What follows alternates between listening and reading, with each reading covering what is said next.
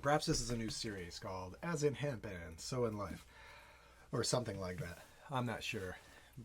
I wanted to share this morning something that I've been realizing, and that is my relationship with social media is changing and evolving and maturing. And here's what I mean.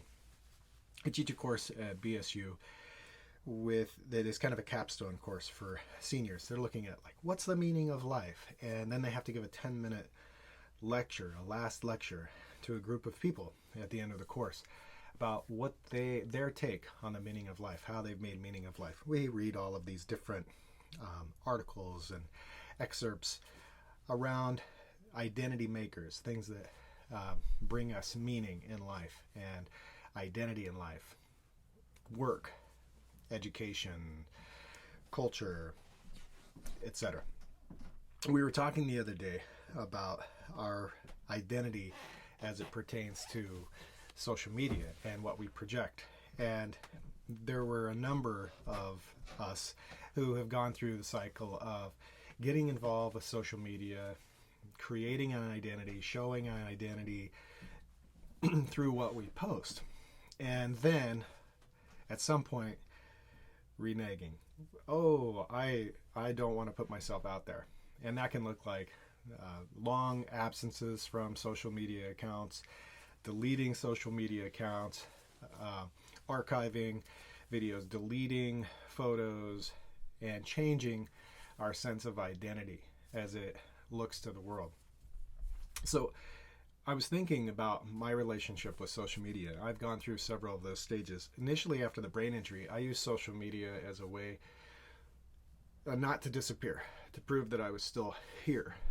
Going through a chronic illness is a really interesting time in terms of relationships and who is there with you and who comes into your life, who leaves your life. And it's hard for everybody. And I just didn't want to disappear. And then I would appear, and then I didn't want to have to keep appearing as this identity. I didn't want to have to keep defining it and proving this is me, this is me, this is me. And so then I would take long breaks, and those were necessary at the time. I'm now in a stage in my life where I am showing up to social media with whatever is here and with whatever identity I might be trying to make, and holding it all with a sense of looseness. I'm really glad that I've stuck with it. I'm really glad that I've continued to post videos, continued to post photos, continued to talk through my learning and my development. Why? Well, it gives me an account, and a somewhat authentic account of growth and learning over a period of time. It also forces me to be with the uncomfortable parts of me that have put things out there that now I have to protect, but I don't really have to protect. Noticing the part of me that wants to create an identity and then backing away from that and just being who I am and letting that be good enough. Practically where this comes into effect most poignantly for me is putting something out there and then not knowing how it's received. Well, this is kind of like life, showing up to life. I'm letting go of control. I'm letting go of trying to control the narrative when I post something and letting it be what it is. There are times when I posted something that seemed like this is the coolest, best song I've ever written, and it looks like no one responds. I've wondered, what happened? That process isn't bad. That process is actually a lovely return to what is meaningful for me. Why am I actually doing this? Well, for lots of reasons. One, it's a journal of my progress. Two, it's a way to get to know other people. Three, when I practice, knowing that I'm going to post something, that I have to show up with it, changes how I practice. It makes it more efficient. It makes it really authentic. It connects me with an audience that is really helpful when I play at places like the Veterans Hospital or at our other local hospital or the Tumor Institute or wherever it is that I'm playing for an audience where there is a reciprocal relationship, where I'm putting something out there, people are receiving it, and they're giving something back. What I'm learning is the part that I can control is only what I put out there, and only how I respond to what comes back. I can't control how it is received. And that has been a really important lesson. Learning, I just notice in my body when I'm trying to control how it was received.